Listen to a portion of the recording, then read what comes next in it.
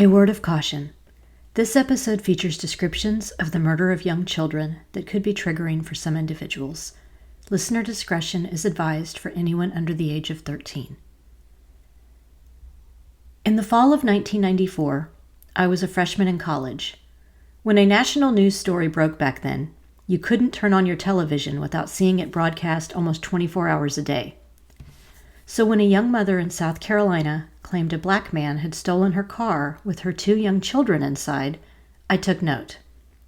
Along with everyone else, I watched the updates whenever they came on, praying the 3-year-old and 14-month-old little boys had been found safe. Then I saw the first interview with the mother. More than 8 days since Susan Smith claims a carjacker stole her 2 babies. What everyone hoped would be a joyous appearance by Susan and David Smith becomes yet another anguished plea. I would like to say to whoever has my children that they please bring them home to us where they belong. She stared down at her feet the entire time. She sounded tearful, but there were no tears. Her voice took on an unnatural pitch when she spoke. Her estranged husband, who she was separated from at the time, stood beside her helplessly. I was only 18 years old, but one thought instantly came to mind. There are a number of missing persons cases right here in the Carolinas, and some have received more media attention than others. These are the stories that tug at our heartstrings, make us pray it never happens to anyone in our families, and wonder if there is still any way to find closure for these missing persons and their loved ones. I'm Renee Roberson. Please join me for Missing in the Carolinas.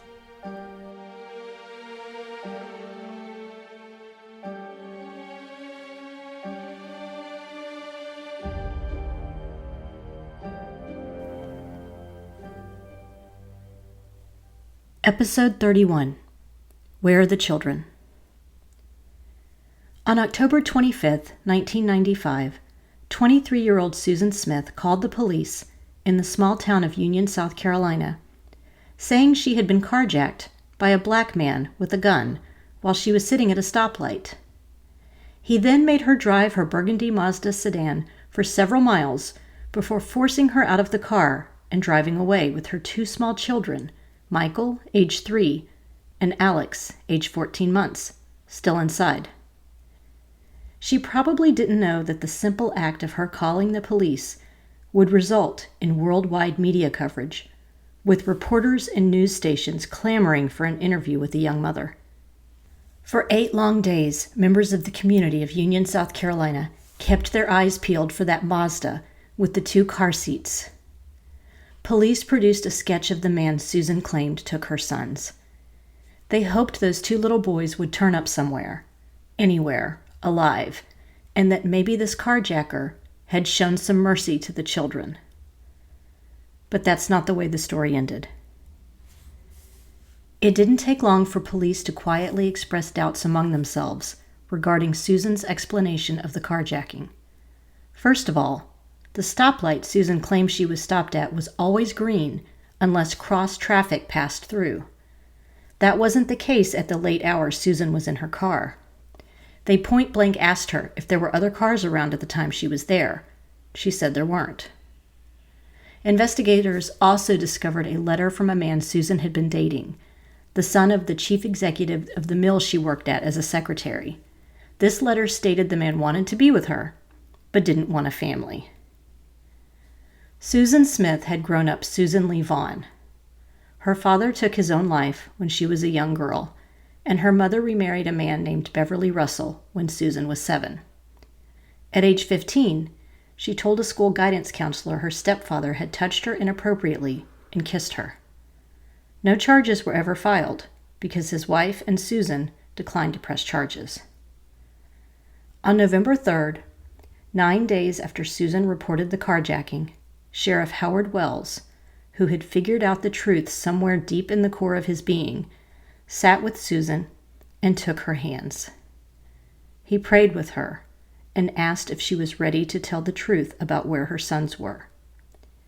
She took a deep breath and said, "My children are not all right." Susan Smith has been arrested and will be charged with 2 counts of murder in connection with the deaths of her children, Michael 3 and Alexander 14 months. She said that she intended to drive her car into nearby John D. Long Lake and end the lives of herself and her 2 young sons. Instead, she drove to the boat ramp, got out of the car, released the parking brake, and let Michael and Alex, still strapped into their car seats, drown. At Susan's trial in July 1995, all the skeletons in her closet were brought to light. Not only did jurors realize she had been told by a love interest that he didn't want to date a woman with kids, she'd also been having sex with her stepfather, who had molested her at age 15, a few months before Michael and Alex died. Her husband had cheated on her. She had cheated on him. They were estranged when the boys first went missing, and Susan was suicidal. As true crime author Kathy Pickens wrote in an article for Medium titled "The Heartbreaking Case of Susan Smith and the Death of Her 2 Boys," the story was literally a Southern Gothic nightmare. I came across an interesting opinion piece about this case that ran in the Huntsville Times in July of 1995.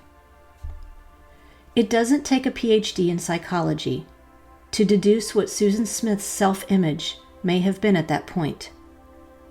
By killing her 2 children, she was emulating the abuse that had originally been inflicted on her, and which, symbolically at least, stalked her into adulthood. She transferred her objectification by others onto the powerless individuals in her care. The column went on to say, "A rational society must hold this woman responsible for what she's done.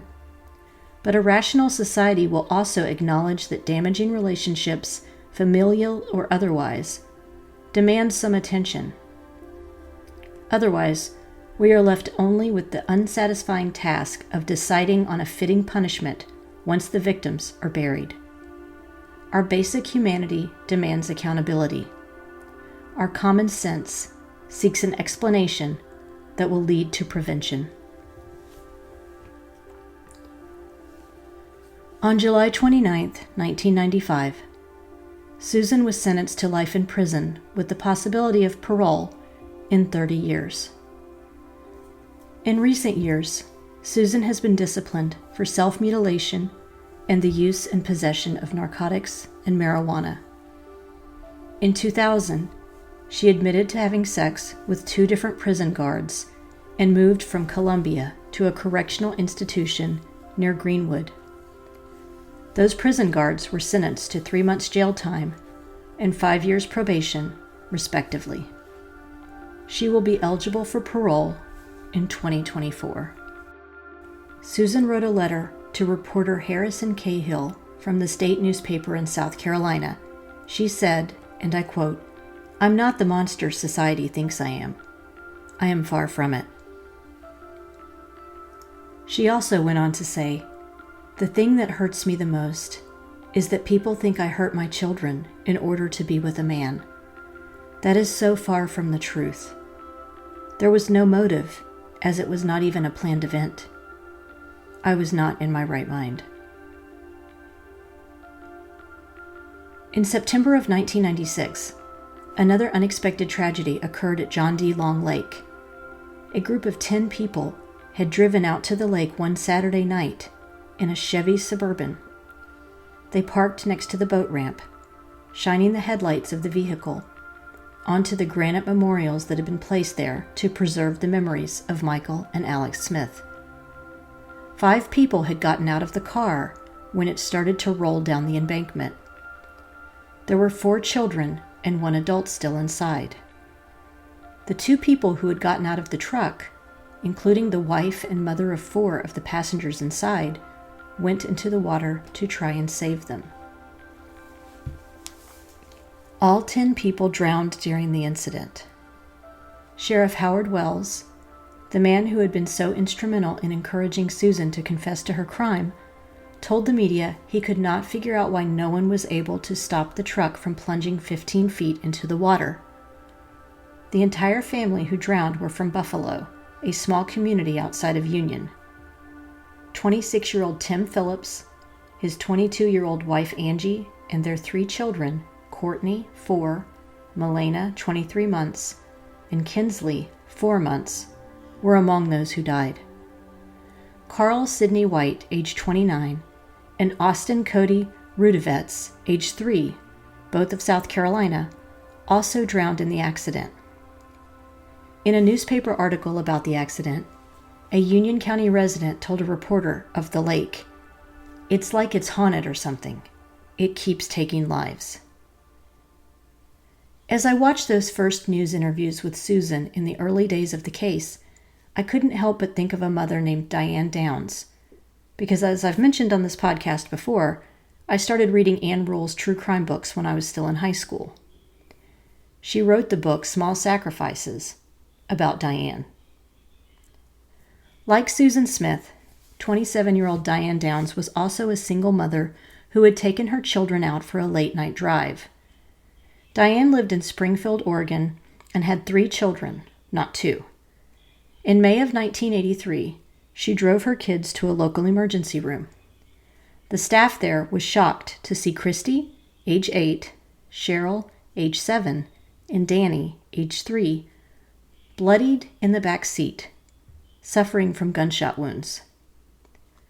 Diane had also been shot in her left forearm, but her injury was not life-threatening. Little Cheryl did not survive. Police were skeptical when they interviewed Diane, and she tried to tell them a bushy-haired stranger had flagged her down on a rural country road. Why would a mom with 3 sleeping children in the back seat stop to help an unknown stranger?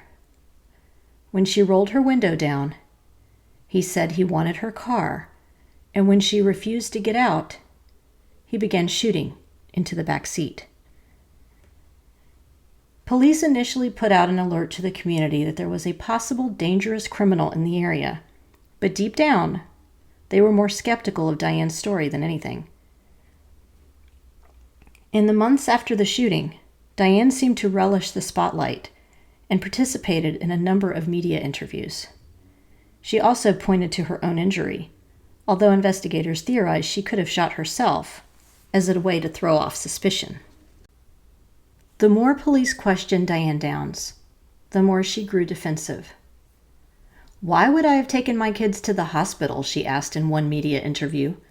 "Wouldn't I have made sure they were dead and then cried crocodile tears? That's insane to think I would do such a thing and then bring the witnesses in against myself. That's crazy." Diane's son Danny had been asleep during the attack and didn't remember anything. Plus, he was so young, being only 3. Christy, the oldest at age 8, had suffered a stroke as a result of her injuries and couldn't tell the police what had happened at first. A judge placed them in protective custody, and she eventually said she did not remember a stranger shooting them that night. Police eventually discovered a collection of Diane's diaries, which pointed to a relationship with a former coworker at a post office. The man told her he did not want to be a father. Police arrested Diane on February 28, 1984. Her trial began in May. When she showed up to the courthouse at the start of the trial, jurors were shocked to see that Diane was pregnant. She told reporters she intentionally got pregnant because she missed her 3 children. "I know you can't replace children, but you can replace the effect they give you," she said. "And they give me love. They give me satisfaction. They give me stability. They give me a reason to live and a reason to be happy. And that's gone. They took it from me. But children are so easy to conceive." During the trial, when Christy, having survived months of physical and mental therapy, got on the stand, she told the packed courthouse that her mom was the one who pulled the trigger on the children. Although Diane maintained her innocence in the crime, she was found guilty and sentenced to life in prison plus 50 years. She gave birth to a girl while in prison, and the baby was placed up for adoption. She is now grown and has done a couple of interviews about discovering the history of her biological mother's crimes. She doesn't know who her father is. Diane escaped from prison in 1987, but was tracked down to the home of another inmate's husband a few weeks later. She remains in prison in California and has been denied parole twice. In the spirit of Halloween, I want to take a quick break and share with you a book I was lucky enough to receive an advanced copy of, called Spooky Great Smokies: Strange Hauntings, Strange Happenings, and Other Local Lore. This is a collection retold by author Essie Schlosser, who created the website AmericanFolklore.net. The book is also illustrated by Paul G. Hoffman. Here's the synopsis. The Great Smoky Mountains abound with spooky tales, like the story of the shadow woman who appears to a farmer each morning and evening to beg for a cup of milk. Skinned Tom is an East Tennessee haunt, though his is a sinister tale that warns the unfaithful to steer clear of local lovers' lanes for their illicit trysting.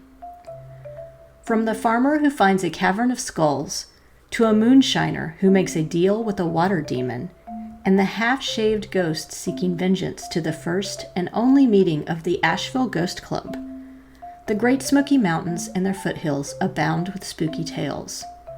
Whether read aloud around a campfire or from the back seat of the family van, this is a collection to treasure. I want to read you the opening story of this collection, Shadow Woman, since it's just a few pages long, so you can get a feel for what to expect from the book. It's terrible sad, a nice girl like Tilly dying so young, my wife said as she kneaded the dough on our big kitchen table. The neighbors said they buried her in the cemetery this morning, with her new baby in her arms. I remember Tilly when she was just a little girl, splashing in the creek with her sisters and making a right mess of her Sunday go-to-meeting dress. It sure is sad, I replied distractedly. We'd just returned from a week's visit with our boy down in Knoxville, and my mind was preoccupied by a bad cough old Sal had developed while we were away. I wondered if I should ask Granny to have a look, since she was a right hand at animal doctoring. I was pulled from my thoughts when a soft clod of dough bounced off my nose. I rubbed the spot sheepishly and looked across the table at my grinning wife of nigh on 25 years. You aren't listening to me, she said, an oft-heard complaint. You're thinking about your nanny goat again. I chuckled. Are you jealous of a goat? I asked, fulfilling my part of the daily ritual. If and I ever leave you, it's on account of that there goat, my bride said with a wink. You think more about her than you do about me. She's got a cough, I said defensively. Probably something she ate, said my wife. She'll throw it up eventually, like she always does. Now get out to that barn and get the milking done. It's near dinner time. I brought in the cows and settled into the evening chores. I was just setting myself down to milk the cows when a shadow blocked the barn doorway. I looked up and saw a slim woman silhouetted against the evening sun. She was wearing a raggedy black dress, and I couldn't make out her face in the dim light of the barn. Hello? I called uncertainly. I thought I knew everyone hereabouts, but I didn't recognize the silent figure. The woman held a tin cup in her thin hand. She stretched it out toward me in such a pleading manner that I took it once and filled it with fresh milk. There you go, I said, returning it to her hand. She turned and walked out of the barn, vanishing into the final sunbeams of the day, without saying a word. It was strange, I told my wife over dinner. I don't know where she came from or where she went. She was just there and then gone again. It's probably one of the folks from over the hill whose cow's gone dry, she said calmly. Maybe, I said doubtfully. I was pretty good at keeping track of the folks hereabouts. This shadow woman wasn't someone I knew. Or was she? I tried to chase down a vague memory, but it escaped me. How's your goat? Asked my wife.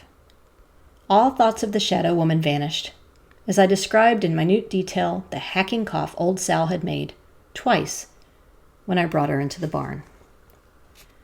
I was up at sunrise to milk the cows, and the shadow woman was back too. She didn't respond to any of my questions. She just held out her cup and waited for me to fill it. Even in daylight, a shadow veiled her face, a fact that made the hairs on my neck prickle. I worried over the matter most of the day as I went about my chores. Between old Sal's cough and the shadow woman, it was a miracle I got any work done. "Stop your frettin'," my wife advised, as she pegged out the washing on the line. I heard that cough of old Sal's, and it's the same one she always gets when she eats something she shouldn't. There's guilt in that cough. Mark my words. The last time I heard it, she ate your favorite blue shirt. Old Sal was still hacking away when I brought the stock into the barn that evening. I'll have to ask Granny to come over and doctor her, I thought, as I reached for the milk stool. All at once, the shadow lady stood beside me with her cup. There was an air of urgency about her this evening that gave me the jitters. I watched her vanish into the setting sun with her cup of milk and frowned with concern. Something was wrong. "Why does she need a cup of milk every morning and evening?" I asked my wife after dinner. My wife thought on this question for a piece, then said, "I don't know, but I think we should find out. You should follow her to see where she's going with the cup. If and when we find out who she is, we can figure out how to help her without injuring her pride." The shadow woman appeared with her cup as soon as I entered the barn the next morning. I filled it with warm milk and watched her disappear out the barn door. Then I tiptoed after her, using my best coon tracking skills to keep her from suspecting that she was being followed. The shadow woman walked up the road a piece, and the further we went, the more nervous I got. There wasn't anything there but the cemetery. Why would she go there? The slim figure glided past the laurel thicket and into the graveyard. I followed, whisper silent behind.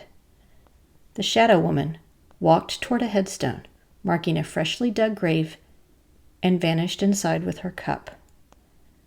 I just about had a heart attack. "Lord Almighty," I gasped, reeling backward. I'd been giving milk to a haint.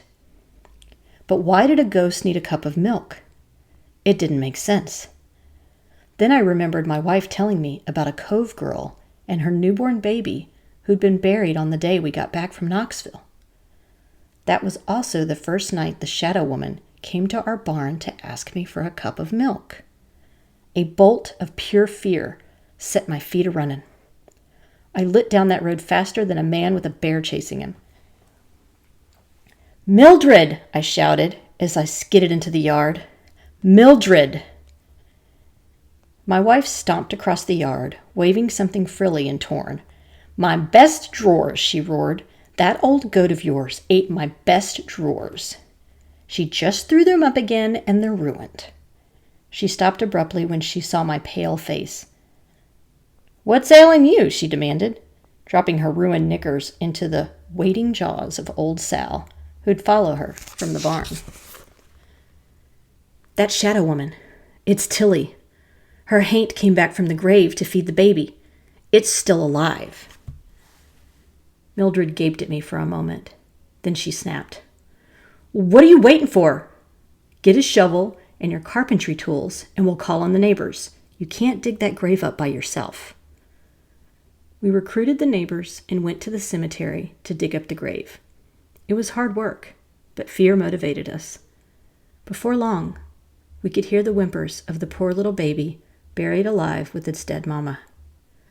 Thank the Almighty, we were in time to save it. It took some doing, prying the lid off that coffin, but at last we were looking down into the sweet dead face of Tilly, the shadow lady. A small whimpering bundle was nestled in her arms, and a tin cup full of warm milk lay beside her. And now, let's get back to the episode. Next, I want to talk about the unusual disappearance of Korinna Malinoski and her daughter, Annette Sagers. On November 21st, 1987, Korinna was scheduled to work a shift at a gas station in Summerville, South Carolina.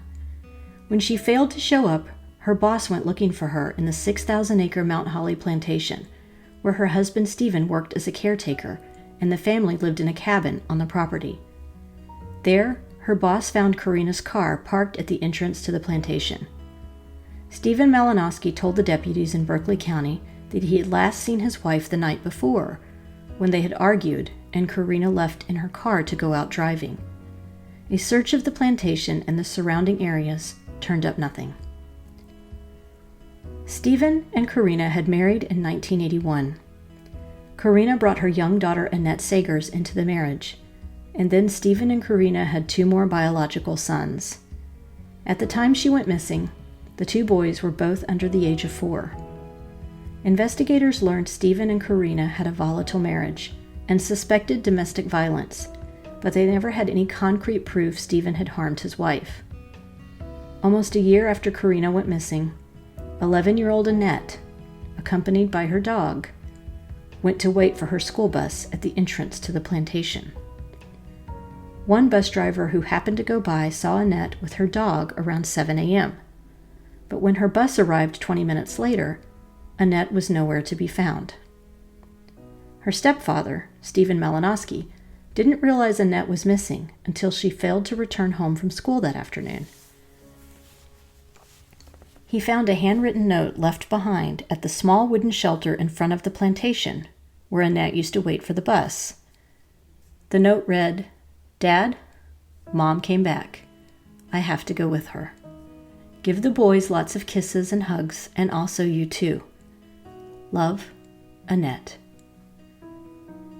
Handwriting analysis revealed that the handwriting did belong to Annette, but investigators couldn't tell under what circumstances she wrote it.